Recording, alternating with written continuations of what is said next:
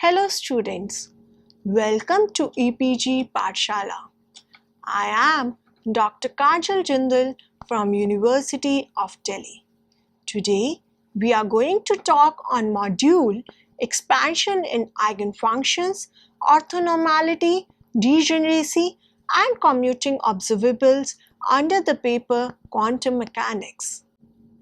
So students, let us see what we are going to learn in this module. In this module, we'll get to learn the concepts of orthogonality and degenerate eigenfunctions. We will study the Schmidt's orthogonalization procedure to construct a new set of orthogonal eigenfunctions from a given set of degenerate linearly independent normalized functions. We will learn the property of a self-adjoint operator which is required to possess a complete set of orthonormal eigenfunctions. We will study the definition of probability amplitudes and learn how to generalize a spectrum of discrete eigenvalues to a continuous spectrum. We will learn the theorems on commuting observables. We shall now study in more detail the properties of the solutions of eigenvalue equations, generalizing the discussion of the specific cases studied in the earlier modules. In this module, we shall study the concepts on orthogonal eigenfunctions, degenerate eigenfunctions, and Schmidt's orthogonalization procedure to construct a new set of orthogonal of eigenfunctions from a given set of degenerate linearly independent normalized functions. We shall also discuss through a postulate an important property of a self-adjoint operator which is required to have a complete set of orthonormal functions for being admitted as an observable. We shall also establish the closure relation given a complete set of orthonormal eigenfunctions and introduce the definition of probability amplitudes. The discussion, which was so far restricted for the observables which possess a spectrum of discrete eigenvalues, will be generalized to a continuous spectrum. Finally, we shall study important theorems on commuting observables. Let us discuss the orthogonal eigenfunctions first. We start by writing the eigenvalue equation in the operator form as operator A acting on psi n is equal to an psi n, where operator A is a linear Hermitian operator representing a dynamical variable. Psi n are the eigenfunctions which are square integrable and normalized to unity. That is, inner product of psi n with itself is equal to 1. And an are real eigenvalues. If psi I and psi j are two eigenfunctions of operator A corresponding to the eigenvalues ai and aj, so that operator A acting on psi I is equal to ai psi I and operator A acting on psi j is equal to aj psi j, so that the inner product of psi I and operator A acting on ket psi j is equal to aj times inner product of psi I and psi j, and the inner product of operator A acting on psi I with ket psi j is equal to ai times the inner product of psi I and psi j. Taking the difference of the two, we get ai minus aj into the inner product of psi I psi j is equal to 0. Clearly, if the two eigenvalues are not equal, that is, ai is not equal to aj, it follows that inner product of psi I and psi j is equal to 0 for I not equal to j. Then the eigenfunctions belonging to different eigenvalues are said to be orthogonal. Next we discuss the degeneracy. In case there is more than one linearly independent eigenfunction of equation 1 corresponding to one eigenvalue an, then the eigenvalue is said to be degenerate. The degree of degeneracy depending on the number of such linearly independent eigenfunctions. Suppose alpha is the degree of degeneracy of the eigenvalue, so the corresponding eigenfunctions can be labeled with r is equal to 1, 2 and so on till alpha, and we have operator A acting on psi n r is equal to an psi n r, where r is equal to 1, 2 and so on till alpha. You will learn various examples of degenerate eigenfunctions. A familiar example is the set of spherical harmonics Ylm of theta phi, which form the orthonormal set, and these are the eigenfunctions of the angular momentum operator L square. So, L square, operator L square acting on Ylm of theta phi is equal to h cut square into L plus 1 into Ylm of theta phi. Here, the eigenvalues are only dependent on L and independent of the quantum number m. Now it is known that n can have the values ranging from minus L to L, that is, it has 2L plus 1 values. It therefore gives 2L plus 1 different eigenfunctions for each value of L, and consequently the eigenfunctions are degenerate, having 2L plus 1 as the degree of degeneracy. Dimensions are known to have degenerate eigenfunctions of the Hamiltonian operator. Another common example is hydrogen atom, which is in the excited state. It has also degenerate eigenfunctions of the Hamiltonian operator. Next, we proceed towards Schmidt orthogonalization procedure. In general, the eigenfunctions belonging to a degenerate eigenvalues are not orthogonal. However, given a set of linearly independent normalizable functions, it is always possible to construct a new set of mutually orthogonal functions by using what is known as Schmidt's orthogonalization procedure. Starting from the function psi n1, we write the sequence phi n1 is equal to psi n1, phi n2 is equal to a21 phi n1 plus psi n2, phi n3 is equal to a31 phi n1 plus a32 phi n2 plus psi n3 and so on till phi n alpha is equal to a alpha 1 phi n1 plus a alpha 2 phi n2 plus a alpha 3 phi n3 plus so on till psi n alpha, where aij denote the coefficients which are to be determined such that each function of the sequence is orthogonal to all the preceding ones. From the orthogonality requirement, integral of phi n1 star into phi n2 dr is equal to 0. We deduce using equation 7a and 7b that a21 times the integral of phi n1 star phi n1 dr plus the integral of phi n1 star psi n2 dr is equal to 0. Since phi n1 is equal to psi n1 is normalized to unity, we get a21 is equal to minus of integral of phi n1 star psi n2 dr. Having determined the coefficient a21, we obtain from equation 7b a function phi n2 which is equal to minus of integral of phi n1 star psi n2 dr into phi n1 plus psi n2, which is orthogonal to phi n1.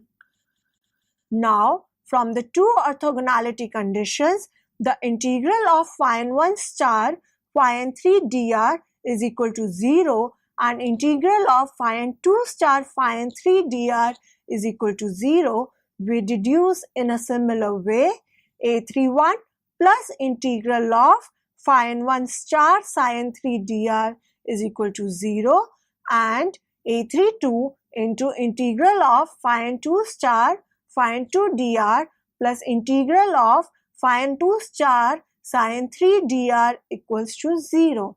We thus obtain the relation phi n3 is equal to minus of integral of phi n1 star psi n3 dr into phi n1 plus within the square brackets minus of integral of phi n2 star psi n3 dr divided by integral of phi n2 star phi n2 dr brackets close into phi n2 plus psi n3, which is orthogonal to phi n1 and phi n2 and is normalizable.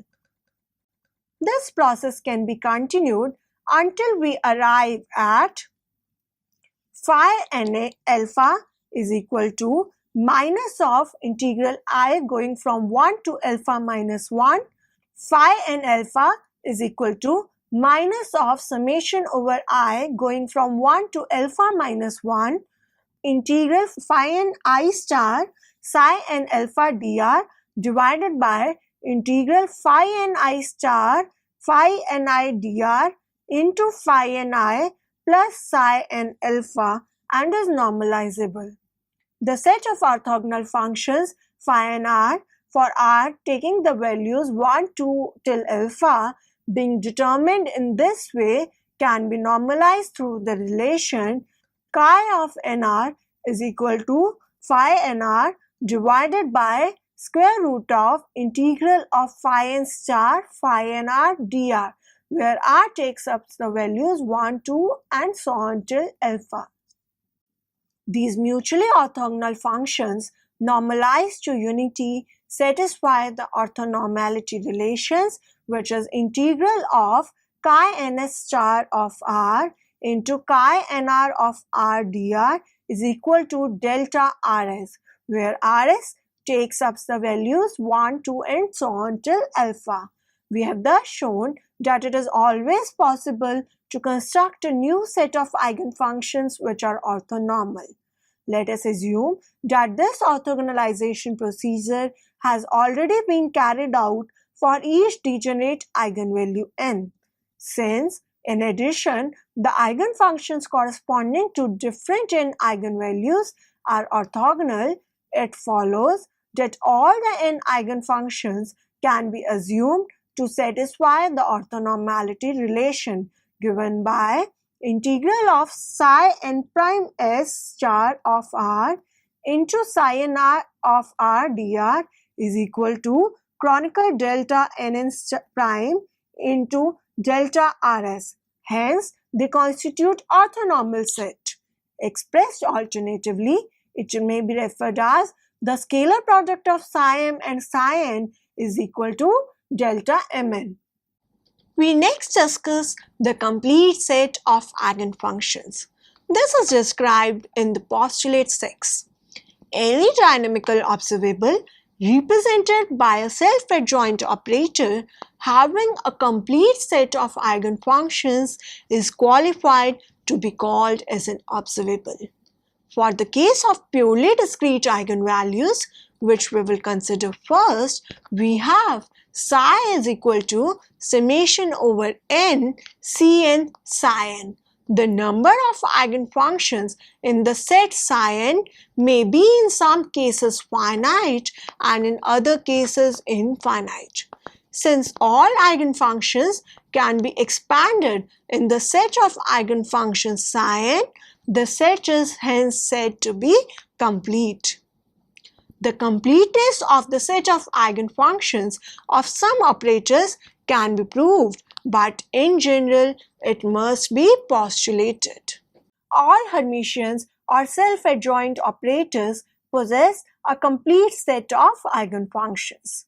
We next discuss the closure relation. The coefficients of expansion of psi is equal to summation over n Cn psi n can be found using the orthonormality relation given by equation 19.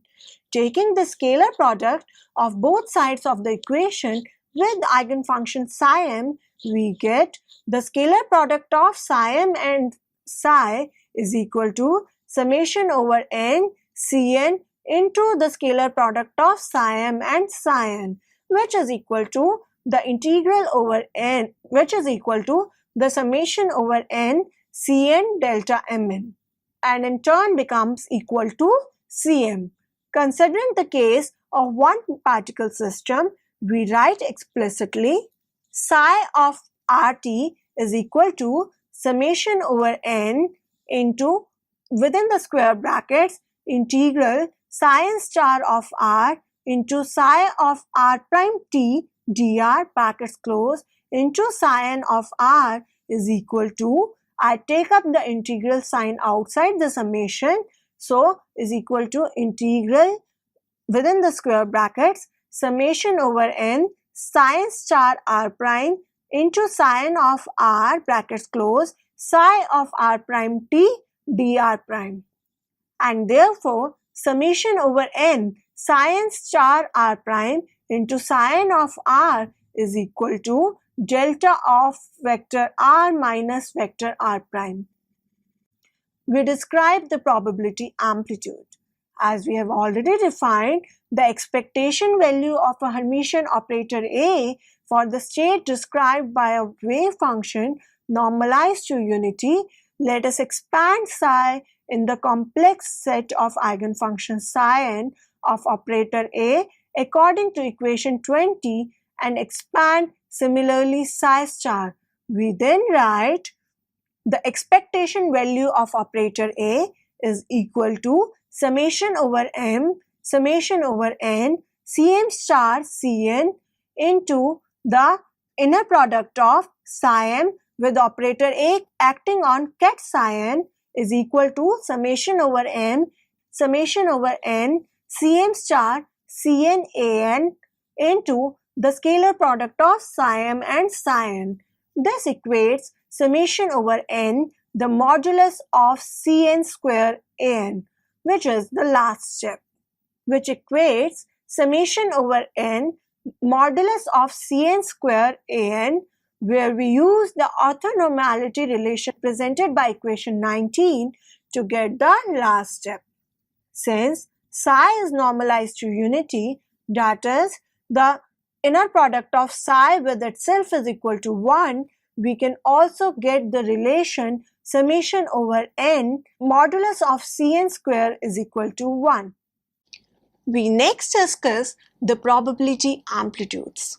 In view of postulate 5 following Max Born, it is reasonable to interpret that the quantity which is appearing in equation 24, that is P of n is equal to square of modulus Cn, which is also equal to square of modulus of scalar product of psi n with capital Psi, as the probability to obtain in a given measurement the particular value alpha n.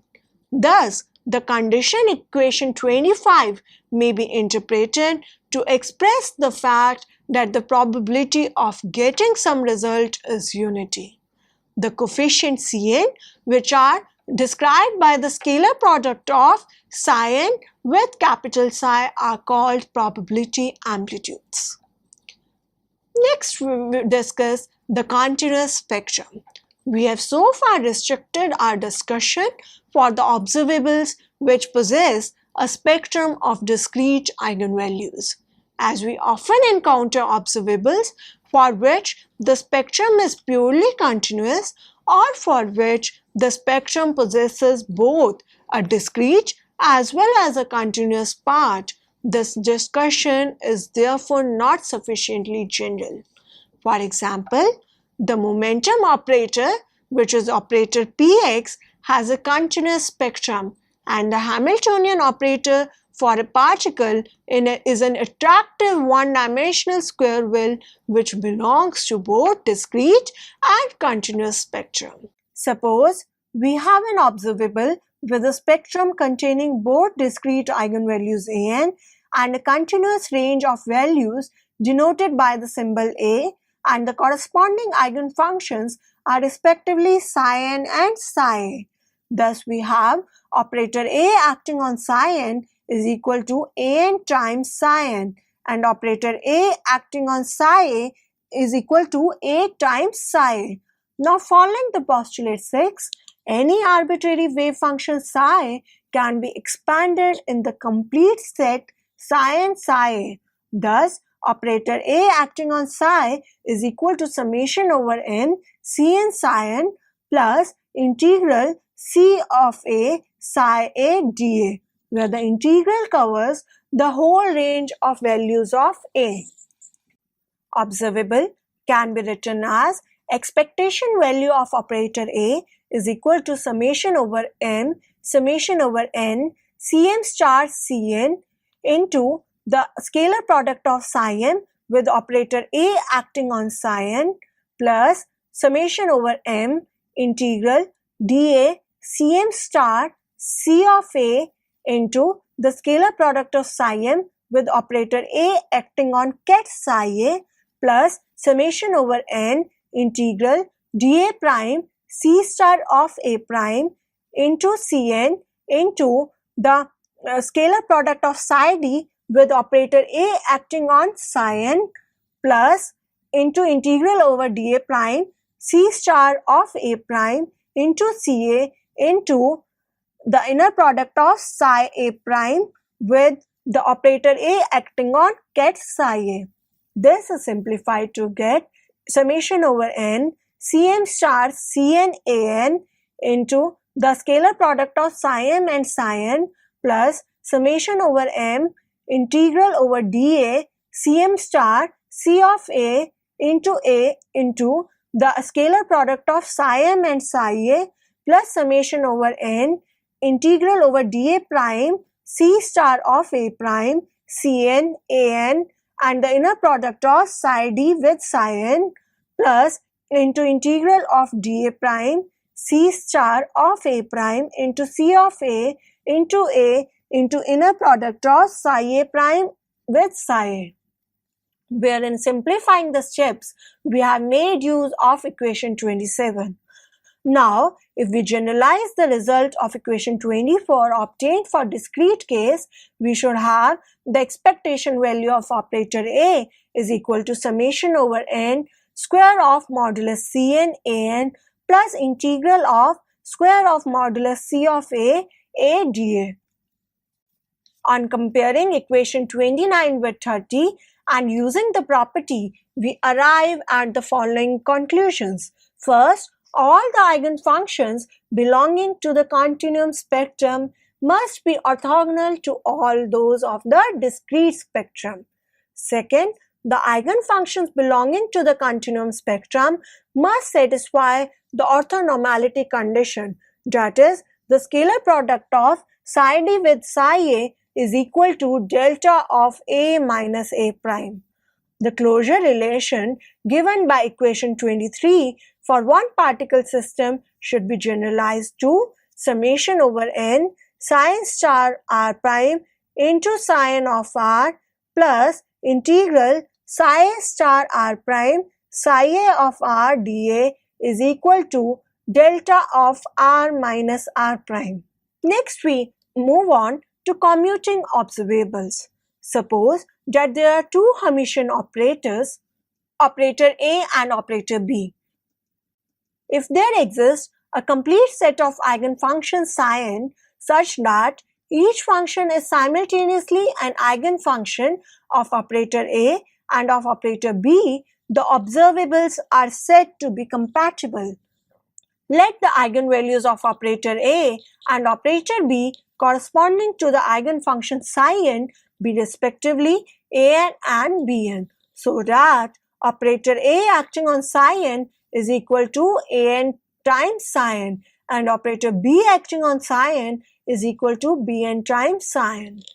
If operator A and B are two compatible observables and psi n is a common eigenfunction, then we have operator A acting on operator B acting on psi n is equal to operator A acting on bn psi n, which is equal to Bn times An psi n, which can also be written as operator B acting on operator A acting on psi n.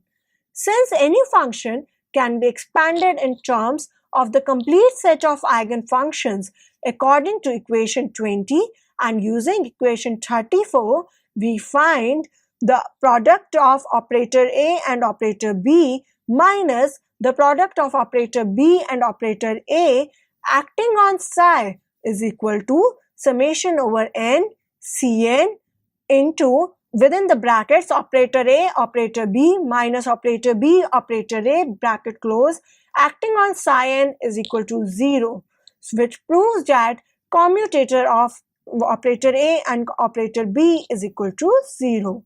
Two compatible observables commute. Let us now prove the converse of this theorem, that is, two operators which commute possess a complete set of common eigenfunctions. Consider the simpler case for which the operator A has non-degenerate eigenvalues An. If operator A and operator B commute, it means that operator A acting on operator B acting on psi n is equal to operator B acting on operator A acting on psi n, which is also equal to An times operator B acting on psi n. Therefore, operator B acting on psi n is an eigenfunction of operator A, which is belonging to the eigenvalue An. Since An is non-degenerate, so operator B acting on psi n can only differ from psi n by a multiplicative constant. Let us call it Bn, so that operator B acting on psi n is equal to Bn psi n. This shows that psi n is simultaneously an eigenfunction of the operators A and B belonging to the eigenvalues An and Bn respectively. Let us now consider the case for which An is a degenerate eigenvalue of operator A of degree alpha corresponding to linearly independent eigenfunctions psi and r, where r takes up the values 1, 2 and so on till alpha. Since operator A and operator B commute, so the operator B acting on psi and r eigenfunction belonging to the degenerate eigenvalue An. It follows that operator B acting on psi and r can be expanded in terms of alpha linearly independent functions sin 1, sin 2 and so on till sin alpha. That is, operator B acting on psi and r is equal to summation over s going from 1 to alpha CRS psi ns, where CRS are the expansion coefficients. Suppose we form a linear combination of the function psi and r with alpha constants gr, so that operator B with summation r going from 1 to alpha dr psi and r is equal to summation over r going from 1 to alpha summation over s going from 1 to alpha dr CRS psi ns. Now summation over r dr psi and r is an eigenfunction of operator B belonging to the eigenvalue Bn, provided that summation over r going from 1 to alpha dr CRS is equal to Bn drs, where s takes up the values 1, 2 and so on till alpha. This gives us a system of alpha homogeneous linear equations for the alpha constants gr.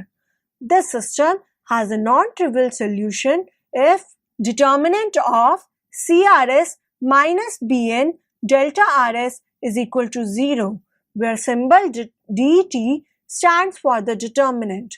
This is an equation of order alpha for Bn having alpha roots. Corresponding to each root, Bn is equal to Bnk, where k is equal to 1, 2 and so on till alpha is a solution. Thus, the eigenvalue An together with the eigenvalues B and k completely specify a particular simultaneous eigenfunction phi of k of both operators A and B, so that When both operators are considered together, the degeneracy is removed. So students, let us now summarize what we have learned in this module. In this module, we have learned the concepts of orthogonality and degenerate eigenfunctions. We have studied the Schmidt orthogonalization procedure to construct a new set of orthogonal eigenfunctions from a given set of degenerate, linearly independent normalized functions. We have learned the property of a self-adjoint operator which is required to possess a complete set of orthonormal eigenfunctions. We have studied the definition of probability amplitudes. We have learned the theorems on commuting observables. Thank you students for your kind attention.